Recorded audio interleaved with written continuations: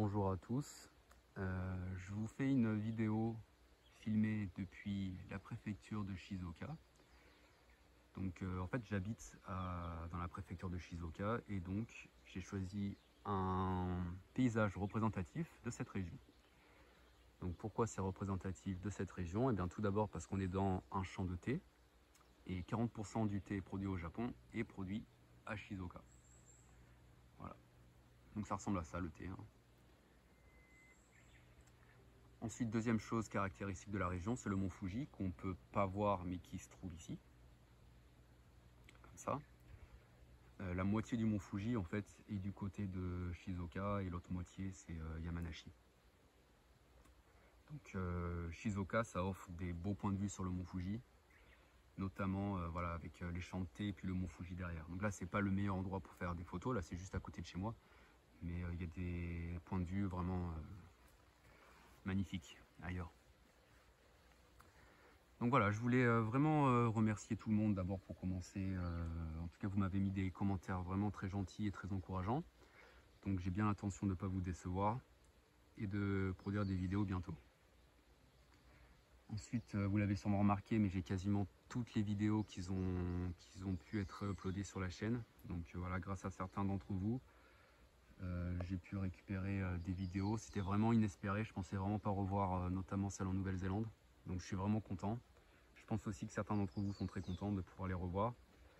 Et ça m'a permis de faire une playlist YouTube avec les vidéos dans l'ordre chronologique. Donc n'hésitez pas à aller voir. Voilà, donc certains d'entre vous me demandaient pourquoi il y a autant de vidéos qui ont été supprimées. Donc il y en a certaines, c'était pour des raisons de droit d'auteur. En fait, c'est pas moi qui les ai supprimées manuellement, mais YouTube les bloquait dans le monde entier. Et donc celles-ci, j'ai juste pu les débloquer en enlevant le son sur les tronçons concernés pour atteindre au droit d'auteur. Donc celles-là, c'était pas vraiment un problème, en fait je les avais toujours. Mais en fait la majorité des vidéos, c'est vraiment moi qui les avais supprimées en pleine conscience. Parce que je les aimais pas, voilà. Donc pour vous dire les choses honnêtement, moi mes vidéos, surtout à la base, c'était une extension de JVC, donc de manière anonyme et avec un côté troll. Je pouvais faire des vidéos un peu provocatrices, avec un fond de vérité, mais bon, quand même très décalé. Donc voilà, j'ai fait pas mal de scènes avec des propos ou des comportements inadmissibles pour YouTube, quoi. Du moins pour un public un petit peu général. Et je les supprimais parce que voilà, je les aimais pas. Et puis en les revoyant, en fait, j'avais honte. Voilà, clairement. J'avais honte. Comment dire? C'est pas seulement que j'avais honte, mais en fait, je suis non seulement je suis pas d'accord avec ce que je disais, mais bon, j'ai honte de ce que je disais, et puis je m'exprime tellement mal que je me dis putain, mais oh, c'est grave. J'ai 25 ans, 26 ans au moment des vidéos, je m'exprime comme un ado, et je pense que c'est toujours le cas. Franchement, j'ai du mal à évoluer en termes d'éloquence, c'est une catastrophe. Je suis pas du tout quelqu'un de bavard dans la vie, donc j'ai tendance à dire le minimum de choses et à exprimer les choses de manière peu précise. Voilà. Donc là aujourd'hui, j'ai juste envie de vous parler de trois choses. Donc la première chose, c'est vous résumer grosso modo ma vie en fait. Donc ma vie depuis que j'ai acheté ma maison en France et qu'est-ce qui m'a amené à finalement venir ici au Japon. Voilà. Deuxième chose, je vais juste vous expliquer pourquoi là je suis vraiment dans un mois charnière de ma vie et de mon expatriation au Japon. Je suis ultra occupé et surtout au mois de juillet là. Et en troisième partie, je vais vous expliquer un petit peu les idées de vidéos que j'ai pour la suite et que j'ai envie de faire. Donc vous pouvez me dire ce que vous en pensez, si ça vous intéresse, etc. Et si vous avez d'autres idées à suggérer, bah, n'hésitez pas, voilà. Donc allez, on va revenir en 2022. Non, on va revenir à Taïwan. Donc quand j'ai terminé mon PVT à Taïwan, en fait, je suis retourné en Australie à Alice Springs. Ça, il n'y a aucune vidéo qui le couvre, mais j'ai passé encore 1 an et 3 mois à Alice Springs. Et à ce moment-là, j'ai coffré à mort. J'ai vraiment fait que bosser. J'ai adoré cette période de la vie, c'est une des meilleures de ma vie. même la meilleure de ma vie. Genre je bossais comme un sauvage et je gagnais un max de thunes.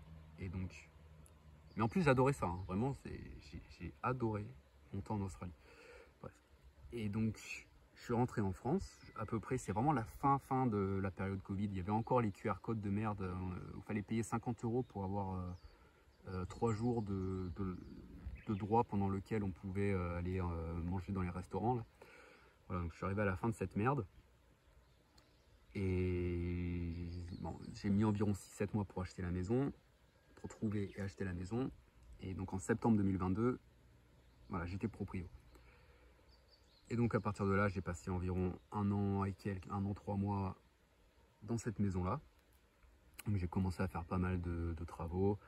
Bon, en fait, tout mon fric est parti dedans. Donc que ce soit pour l'achat, pour les outils et pour les débuts des rénovations, des travaux, etc.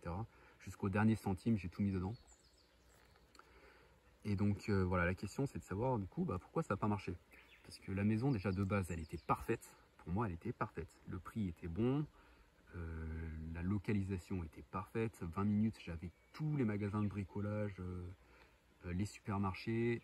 Si je voulais aller juste à côté de chez moi, vraiment à 5 minutes à pied, j'avais le village avec la boulangerie, la poste. J'avais le petit supermarché, la maison en elle-même parfaite, bord de forêt, dans un petit village, pas vraiment de voisins, grand terrain, puis panneaux solaires. J'avais la 4G, j'étais raccordé à l'électricité, où tout à l'égout. J'avais mon petit chemin privé dans lequel les chasse-neige venaient m'enlever la neige jusqu'au bout, rien que pour moi. Ils venaient juste pour moi.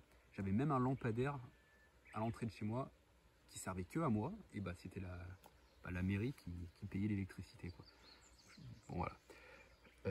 J'avais même l'usine, j'avais une usine à même pas 15 minutes. Je pouvais y bosser vraiment quand je voulais, le jour où je voulais. Je leur disais, là j'ai une semaine, juste une semaine, je suis dispo. Est-ce que je peux bosser? Oui, toujours, je pouvais aller bosser. Donc vraiment, ça me bouchait mes trous parfaitement. C'était vraiment cool. Une usine de fromage pour info. Voilà. Donc pourquoi ça n'a pas marché? Alors d'abord, il y a une grande raison, c'est ma personnalité. C'est que bon, je suis quelqu'un de solitaire et moi je suis bien chez moi. C'est-à-dire, j'aime bien être chez moi dans ma petite bulle, faire ce que je veux quand je veux. Mais en fait, je me contente vraiment de peu. Et donc, une fois que j'ai ma chambre de 15 mètres carrés avec le chauffage, avec une douche qui fonctionne, qui me donne de l'eau chaude, du courant et le wifi, et je suis plus tellement motivé pour me mettre à faire des grands travaux pour une maison que finalement j'ai pas besoin de tant de surface. J'habite seul. Je vois qu'il n'y a pas trop d'espoir non plus que je vive avec quelqu'un un jour dans cette maison. Et donc en fait j'ai un peu l'impression d'avoir atteint le bout. À partir de là, quel est le but? C'est-à-dire j'ai déjà la maison, je suis déjà dedans, je suis bien. Je peux faire des travaux et rénover plus la maison, ça sera mieux, mais ça sera pas non plus waouh quoi, ça va pas changer ma vie. Si je le fais ou pas, ça change pas grand chose. Par contre, ça va me coûter genre 40 000 € pour tout rénover. Mais voilà, si je le fais pas, c'est pareil quoi, je suis toujours dans ma chambre, j'ai toujours de l'eau chaude, j'ai toujours ma chambre est chauffée. Enfin, je veux dire, quelle est la finalité derrière? C'est comme si en fait, j'étais trop proche de la fin et en supposant même que j'avais terminé la maison, ensuite il y a quoi? C'est-à-dire, je suis chez moi, c'est bien, mais quel est le but à partir de là? C'est comme si j'avais terminé ma vie, en quelque sorte. Et donc voilà, ça c'est une grosse raison pour laquelle en fait, je me sentais comme une merde, quoi. C'était trop facile, quoi. Et voilà. Donc ensuite, à côté de ça, il y a la France, c'est clairement une deuxième raison. Donc c'est une raison à un cran en dessous, mais c'est quand même une raison à elle toute seule, elle suffirait pour que je me casse également. J'ai pas envie de faire une vidéo polémique tout de suite, mais je pense que j'en ferai une dans laquelle j'explique pourquoi je voulais absolument me barrer de France, de toute façon. Et bon, bref, le déclic, ça a été lorsque le deuxième hiver arrivait. Et là, je me suis dit que j'allais refaire un hiver dans ma chambre de 15 mètres carrés, qui est le seul endroit chauffé. Donc, je serais enfermé dedans, je serais avec mon PC, voilà, j'irais sur Internet, je ferais des jeux vidéo, je sais pas. j'irai bosser à l'usine parce que j'ai pas envie de bosser l'hiver dans la maison, il fait trop froid. Et puis de toute façon, j'ai plus d'argent, donc il faut bien que je travaille. Je me suis dit, mais au lieu de faire ça, en fait, je vais le faire. Enfin, qu'est-ce qui m'empêche de. Là, je vais en Nouvelle-Zélande. En Nouvelle-Zélande, c'est l'été. Donc, je vais travailler en Nouvelle-Zélande et je reviens. Et en plus, là-bas, je gagnerais sûrement plus qu'à l'usine en France. Bon, ça, je savais pas. Au final, bon, c'est à peu près pareil. Mais voilà, dans l'idée, c'était ça. Et puis, ça serait bien. Voilà, je vais revivre un peu le backpacker dream en PVT, etc. Donc ça, c'était voilà, ce qui a déclenché l'idée qui m'a dit d'aller en Nouvelle-Zélande. En plus, j'avais 30 ans déjà, et c'est la dernière année pendant laquelle je peux y aller. Donc c'était le moment ou jamais. Et à partir de là, petit à petit, j'ai commencé à me dire, ouais, mais en fait, si ça me plaît la Nouvelle-Zélande, je peux y rester. Et puis, quand j'étais en Australie, par exemple, il y a plein d'entreprises qui m'ont proposé des sponsors visa parce que je bossais bien et puis ils cherchaient du monde. Et donc je me suis dit, en Nouvelle-Zélande, si jamais le pays me plaît et que on me propose un sponsor, je peux même rester. Et j'avais adoré l'Australie, comme j'ai dit. Donc la Nouvelle-Zélande, c'est un petit peu comme l'Australie, c'est vraiment très proche. C'est des pays qui se ressemblent beaucoup. Voilà. Ça m'a vraiment tenté et à partir de là, je me suis rendu compte que j'avais vraiment le cœur qui battait. J'arrêtais plus d'y penser, je pensais plus qu'à ça, j'en avais plus rien à foutre de ma maison en France en fait. Donc je suis un peu instable, je sais. Et je suis instable au point, alors ça je ne l'ai pas dit à beaucoup de monde, mais j'ai même préparé mon visa pour la Corée du Sud à ce moment-là. J'ai fait mon visa pour prévoir de rester jusqu'à 1 an en Nouvelle-Zélande. Et j'ai même fait 1 an pour la Corée du Sud après derrière, dans le cas où j'avais pas envie de rester en Nouvelle-Zélande où j'y arriverais pas. J'ai même préparé au cas où un PVT pour la Corée du Sud. Alors la Corée du Sud, j'en ai rien à foutre. Je déteste ce pays, j'ai une mauvaise image. J'ai pas du tout envie d'y aller, mais juste parce que, pourquoi pas, quoi. Au cas où. Voilà, juste comme ça.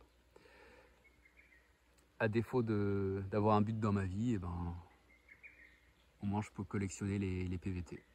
Je me suis dit ça. Donc voilà, je suis allé en Nouvelle-Zélande, j'ai rencontré une fille avec qui ça s'est bien passé. Donc je vous spoil tout de suite, je vis avec elle en ce moment, au Japon. Et donc, voilà, quand j'étais en Nouvelle-Zélande, une fois que... vous avez vu la dernière vidéo, hein, donc j'ai passé 1 mois avec ma copine. Elle est repartie. Moi, j'ai passé encore 4 mois environ en Nouvelle-Zélande. Donc, je suis allé en fait au sud, dans l'île du Sud. Je me suis foutu dans une ferme et j'y suis resté jusqu'au bout. C'était une ferme qui produisait de tout, donc légumes, fruits, toute l'année, et avec des employés réguliers. En gros, j'étais surtout au conditionnement avec des Thaïlandaises. Et à la base, j'avais été recruté pour porter les caisses de melon parce que c'est trop fatigant pour elles. Et voilà, il y avait la saison des melons. Donc c'était incroyable parce que moi j'avais plus du tout de thunes, j'avais vraiment besoin de gagner de l'argent. Donc je me suis mis là, j'ai aménagé ma caisse pour dormir dedans. Donc je dormais dans ma voiture, mais je cuisinais, je prenais ma douche, j'utilisais le frigo, j'utilisais le wifi des installations de la ferme. Et voilà, juste je dormais dans ma voiture.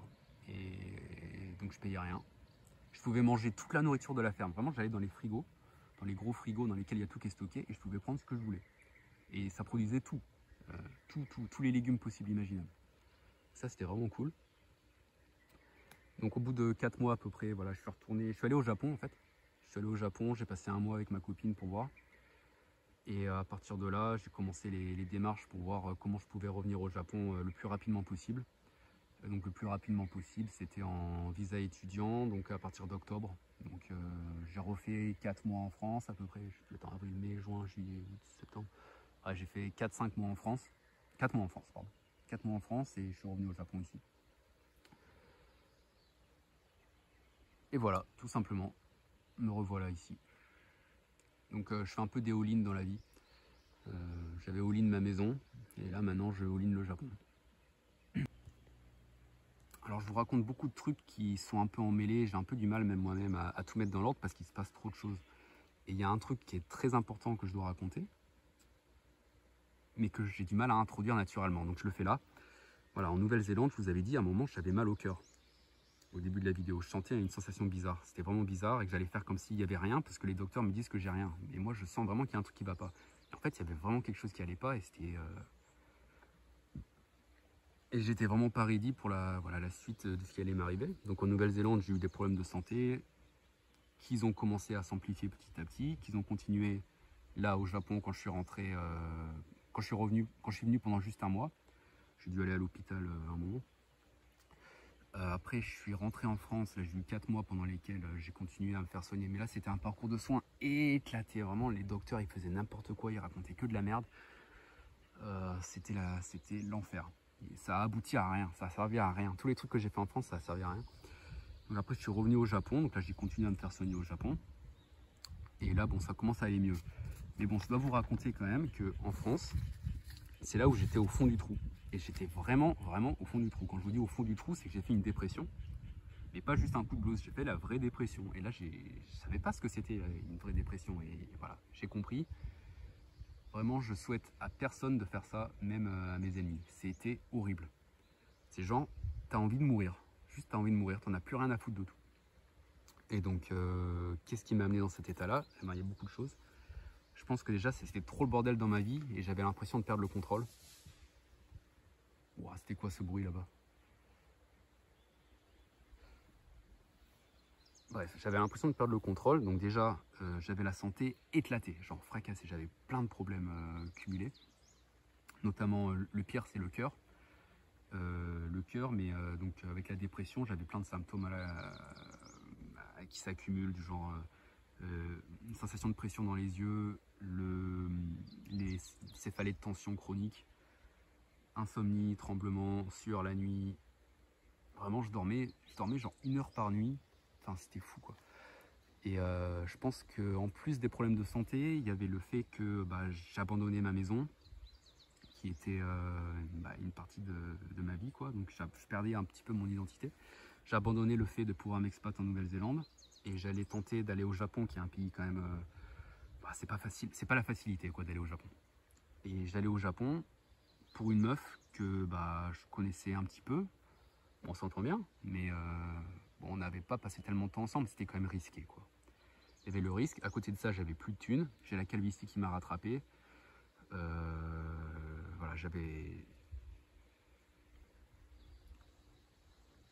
Voilà, j'étais pas bien quoi. J'étais pas bien.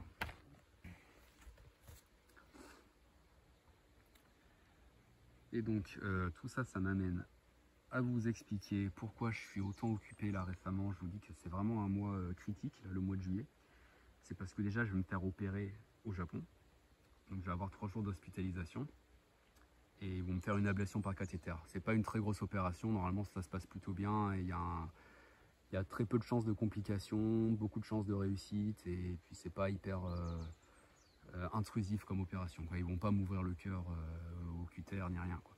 Donc ça devrait bien se passer et normalement ça va régler une grande partie de mes problèmes cardiaques. Voilà, donc il y a des rendez-vous avant, après, voilà, ça m'occupe pas mal. À côté de ça, bon, je suis quand même en recherche d'emploi parce que mon visa se termine dans 4 mois.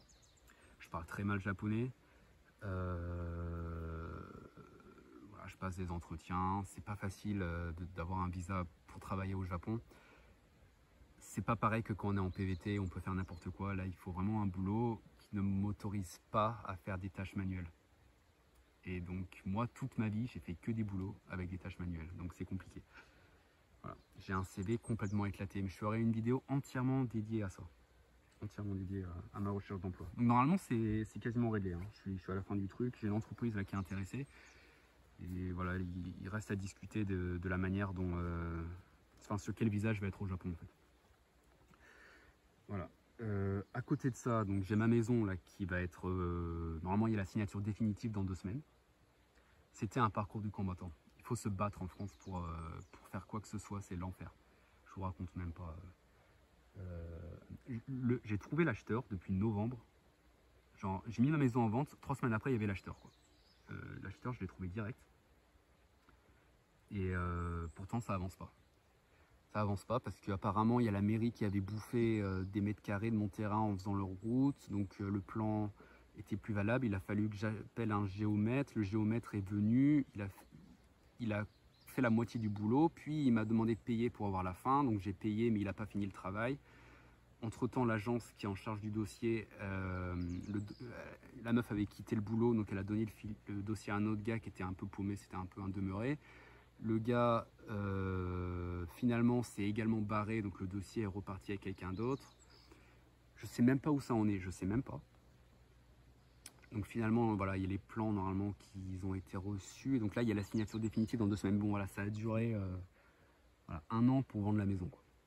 Et l'acheteur, il est dégoûté aussi parce qu'il voulait commencer à faire les travaux plus tôt, évidemment. Mais bon, voilà, ça c'est la France, ça fonctionne pas, c'est comme ça.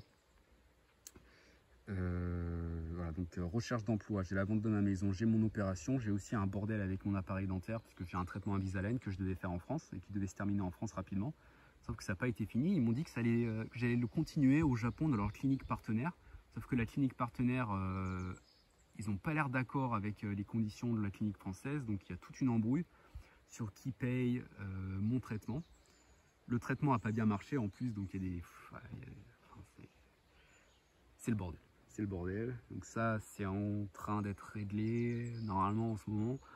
Voilà. À côté de ça, j'ai mon N2 en juillet, donc j'ai un test de japonais important à préparer. Et je suis très loin d'avoir le niveau N2, donc il faut que je sois sérieux, que je révise bien. En plus de tout ça, bon, j'ai les cours, hein, je fais 3h30 de cours par jour. Je bosse au Konbini, j'ai un temps partiel. J'ai 1h30 de route pour aller à mon école. Donc tous les jours, je fais 1h30 de route aller, 1h30 retour. À côté de ça, bah, j'ai aussi ma vie de couple, hein, je vis en couple, donc il faut faire à manger, les tâches quotidiennes, il faut faire des activités ensemble, tout ça. Franchement, j'ai pas de temps, c'est abusé. Là, vraiment, juste ce matin, j'ai pu prendre une petite pause. Et en plus, il pleut pas. Franchement, c'est de la chance parce qu'il pleut tout le temps en ce moment. Là, il y a la saison des pluies qui arrive. Donc voilà, là, j'ai pu faire cette petite vidéo. Voilà. Mais bon, voilà. Donc en juillet, voilà, normalement, il y a à peu près tout qui va se. Voilà, j'aurai vraiment le boulot. J'aurai fait mon opération. J'aurai passé mon test de japonais. J'aurai vendu ma maison. Voilà. Je pourrais être beaucoup plus relax. Et donc, je compte faire un certain nombre de vidéos. Alors, attendez, il faut que je trouve. J'ai un papier sur lequel j'ai marqué ce que j'allais faire. Voilà. Donc voilà, j'ai ma liste des vidéos que je compte faire bientôt, donc dites-moi ce que vous en pensez et lesquelles vous intéressent et lesquelles et s'il y a d'autres choses que vous voulez suggérer, n'hésitez pas. Donc ça c'est juste pour ma première fournée. Donc j'ai prévu de faire une vidéo dans laquelle je donne en détail vraiment chaque étape de ma recherche d'emploi au Japon et jusqu'à que je trouve mon boulot. Donc je vous parle de chaque entretien que j'ai fait, chaque site sur lesquels je suis allé, que j'ai essayé, que ça n'a pas marché, enfin vraiment tout en détail. J'ai envie de faire un urbex ensuite. J'ai trouvé un groupe de maisons dans la forêt qui sont abandonnées et ça appartient visiblement à une secte. Il y a des dessins qui font vraiment flipper sur les murs. Il y a des inscriptions du genre les enfants de la lumière ou je sais pas quoi marqué en kanji devant les maisons. Enfin, ça a l'air intéressant. J'ai envie de faire une vidéo sur les expats au Japon, les types d'expats. Et j'ai envie de parler un peu aussi d'une spécificité des expatriés au Japon. Je trouve c'est qu'il y a quand même une quantité non négligeable de sacrifices de pute. Et en général, les expats dans les autres pays, je les trouve toujours sympas, mais au Japon, il y en a, ils sont quand même bizarres, quoi. Voilà. Ensuite, j'ai envie de faire une vidéo sur le spouse visa. Donc ça, c'est en réaction à une vidéo de DHA. Vous pouvez aller voir sa vidéo si vous ne le connaissez pas. C'est un ancien Ray qui faisait des vidéos avant moi au Japon. Et sa vidéo est vraiment drôle. Enfin, le personnage en lui-même est sympathique et rigolo. Mais voilà, il a fait une vidéo dans laquelle il parle des japonaises des champs et des japonaises des villes, ça m'a fait rigoler. Mais bon, en fait, bah, il dit beaucoup de choses vraies, mais ça donne envie d'en rajouter, enfin de compléter beaucoup de points. Et donc, voilà. Je me suis dit que j'allais faire ça. Ensuite, j'ai envie de parler de la langue japonaise et des tests de japonais. Ensuite, j'ai envie de parler des écoles de langue au Japon, parce que bah, j'aurais fait 1 an d'école de langue. Je dois faire une vidéo aussi sur le Japon et les visas pour pouvoir s'expatrier. Enfin, en gros, comment s'expatrier au Japon. J'ai envie de faire une vidéo sur moi, personnellement, pourquoi j'ai besoin de m'expatrier, pourquoi il était hors de question de rester en France. Ça va être une vidéo un peu provocatrice peut-être. Il faut que, voilà, âme sensible, s'abstenir. Et une vidéo sur ma vision du travail personnel. Ça a un peu rien à voir, c'est vraiment perso. De toute façon, toutes les vidéos ont un peu une touche personnelle, je pense. C'est pas des vidéos purement explicatives et factuelles. C'est voilà, un petit peu avec ma vision des choses. Et vous savez bien que j'ai tendance à faire les choses pas comme les autres et à penser les choses un petit peu différemment. Donc voilà, peut-être que ça va intéresser un certain nombre de monde. Voilà, n'hésitez pas à me dire ce que vous en pensez. Et puis, on voit toujours pas le mont Fuji, même si ça a l'air de s'éclaircir. Je vais vous le filmer un peu plus tard dans la journée si on le voit. Allez, je vous dis à bientôt. Au revoir tout le monde.